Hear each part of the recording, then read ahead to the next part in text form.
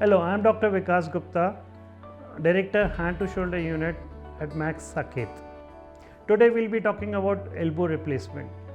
As you know, nowadays all the joints which start malfunctioning or undergo arthritis can be replaced, but today our focus is on the elbow.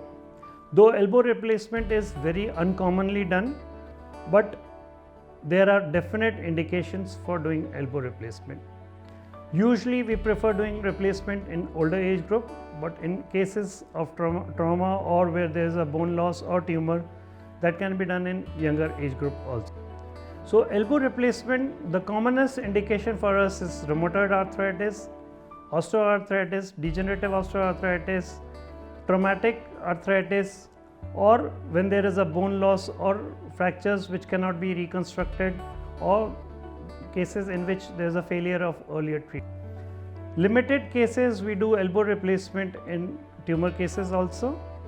So it is just like any other joint, we replace both surfaces, distal humerus as well as proximal ulna, and we expect very good movements after elbow replacement. So patients after having a rehabilitation of 4 to 6 weeks can expect good movements depending on their bone structures and the muscles. The function can come as near as possible depending on selected cases. So after every replacement, as we always say, that rehabilitation takes a very important. At Max, we always say that we would like to send you home as soon as possible with as much as function possible.